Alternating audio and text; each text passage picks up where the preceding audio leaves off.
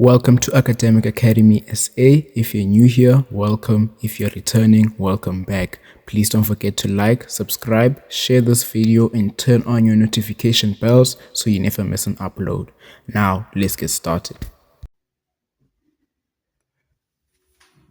Hello, learners of mathematical literacy. Congratulations on viewing this video where we'll be learning the mathematical literacy topic called data handling. This topic is worth 35% in the paper that you are going to write for either final or the term 3 paper. So, data handling. What is data handling? This is a crucial question that you must firstly know before you get to understand this topic.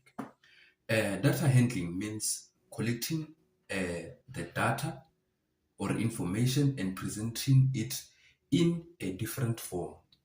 So data handling is basically collecting information and presenting it. That is the meaning of data handling. Now, so it refers to the process of collecting, organizing, and analyzing numerical information. So, in order for you to understand more about data handling, you must know that data is information, and it can be presented through graphs, tables, and also charts. That is just the way that you can actually understand more about data handling.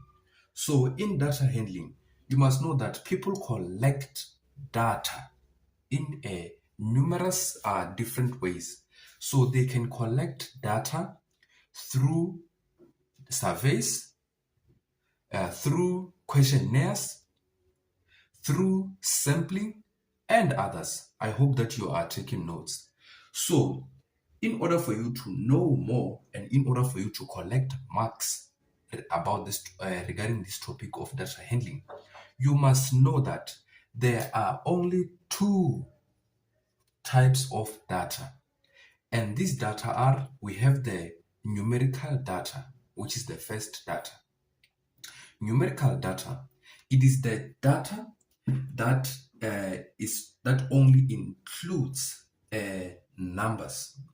It only includes numbers. Hence, we call it numerical data. I hope you are taking notes, learners, because this topic is very, very crucial and you can collect many marks with it if you follow along this video.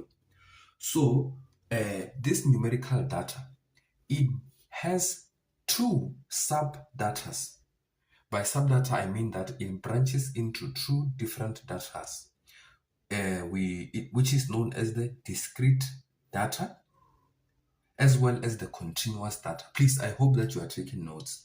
It also branches into continuous and discrete data. Ne? So I want you to know this by heart. Discrete data is any data that can be counted, and this type of data does not include any decimals. For example, in your class, you know that you are many. So if you were to count you, let's say you are 64, that 64 is what we call a numerical data, which is discrete. It does not have decimals because there's no half a percent. So it's only numbers, there's no decimals. So in terms of continuous data, this is the data that can be measured. This data can be measured. Hence, I bracketed it into measure. So this data can be measured.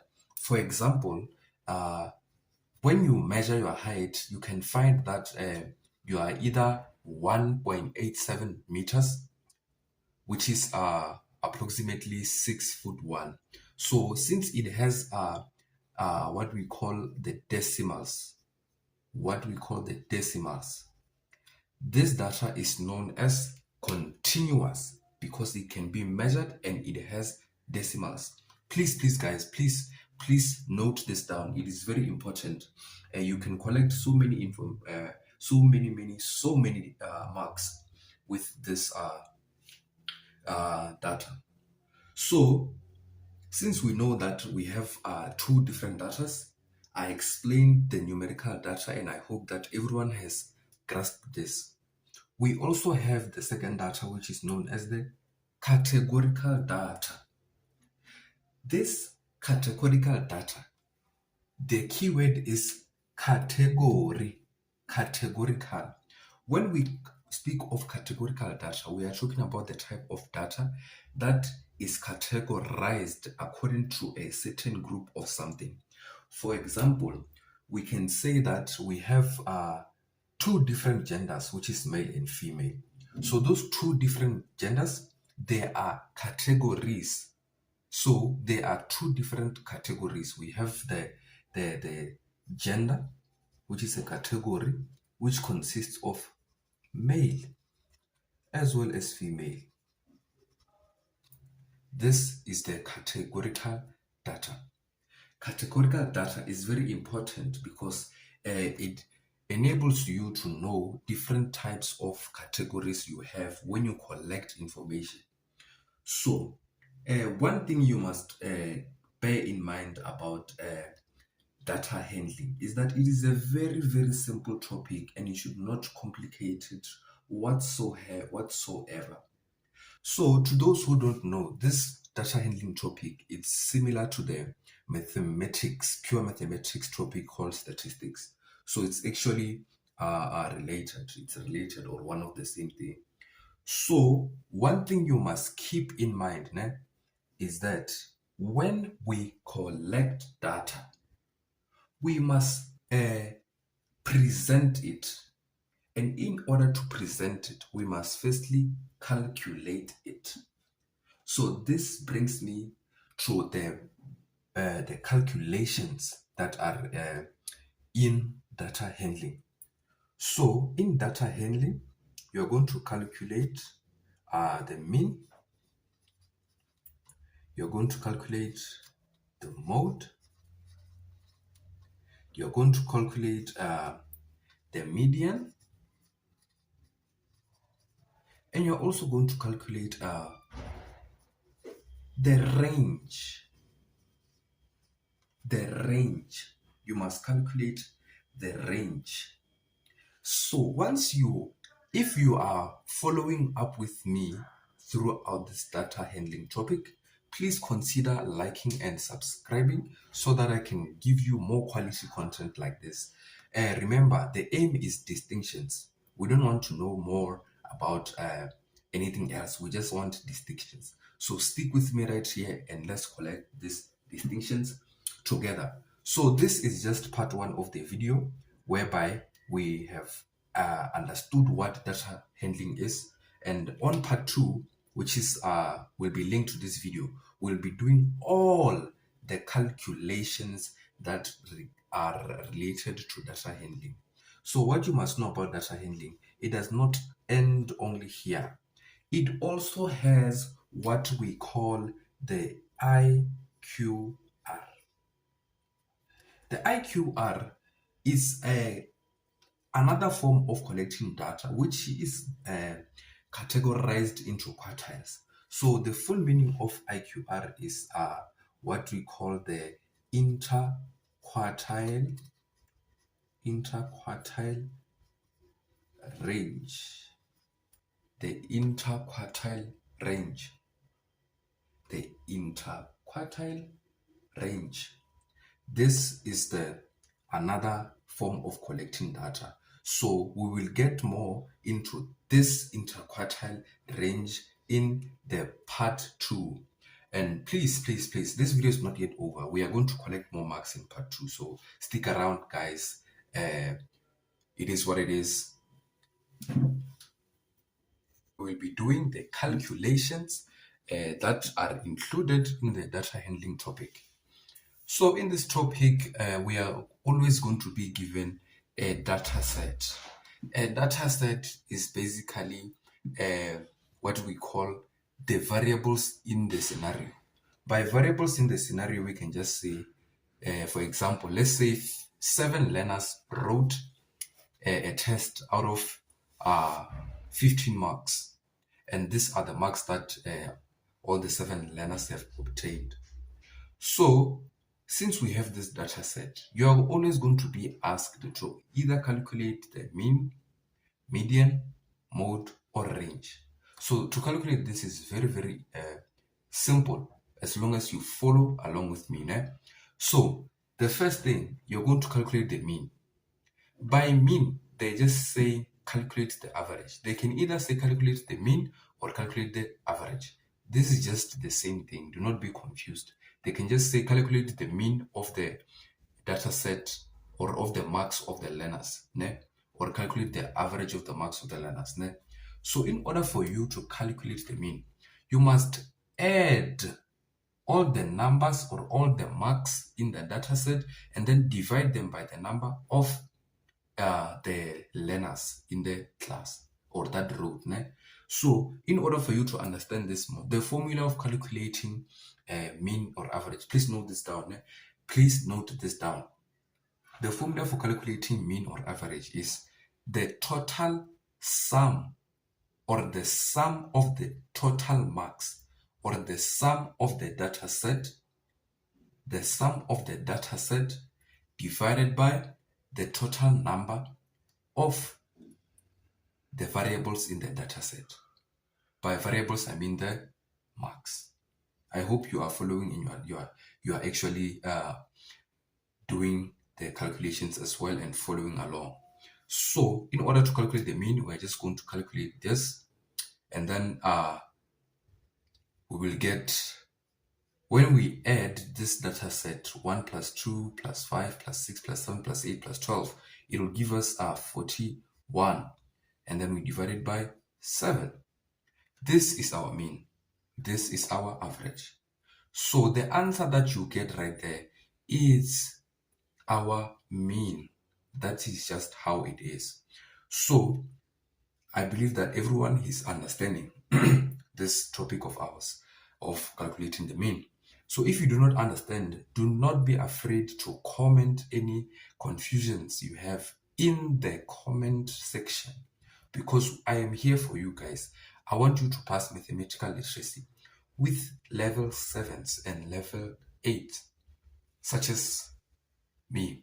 So for calculating the median, when you calculate the median, what does it mean? It means that find the middle value of the data set. Find the middle value of the data set. That is just what it means. Né? So in order for you to find the middle value of the data set, you must actually firstly arrange in ascending order. By ascending order, I mean from the smallest number to the biggest number. This is what I mean by ascending order. If you do not arrange your data set in ascending order, your median is going to be inaccurate. Please, please, please keep this in mind. So no problem. Let's calculate the median. In order to calculate the median, you must firstly, what I like to do, or what I used to do back in my prime when I was doing mathematics, but when I was helping with mathematical literacy, I showed my learners that you firstly count an equal number of numbers this side and also calculate the equal number of numbers this side. Né? So this side, let's just say 1, 2, 3. And then we say 1, 2, 3. So this middle value right here is known as the median. It's the middle number of the data set. So our median is 6. So let's move on and calculate our mode. The mode basically means any number that is repeating in the data set. Any number that is repeating in the data set. So, for example, in this case, we do not have any number that is repeating. So, our answer is just going to be no mode. But let's just say if there were 2 6s or 2 7s, 6, 7. If there were 2 6s, we were just going to say the mode is 6. Simple as that. But since in our case we do not have any number that is repeating, we'll just say no mode. Or if you find yourself where you have two numbers that are repeating, if there are two 5s and two 2s, we'll just say that there is a bimodal. It's a bimodal. It's whereby two numbers repeat. I hope you are taking notes and following. So the range, the formula for calculating range is known as max minus min equals to the range, equals to the range. So this means that in order for you to calculate the range, you must take the biggest number in the data set and subtract it with the smallest number in the data set. So in this data set of ours, we have 12 as the largest number or the largest mark obtained, and then subtract it with 1, which is the minimum mark obtained. It's going to give us a range of 11. That is just how it is. Simple as that, guys. This is very, very simple. I hope that you took notes and you are following. So next up, we will be doing the interquartile range. Okay, guys, now we are calculating the interquartile range. So one thing you must know about calculating the interquartile range is basically calculating the range of the left side of the range and of the right side of the range. I know this sounds confusing, but I just want you to see something that's very simple. So in this case, we said our 6, this 6 is the 6 marks is our median. So in order for us to find the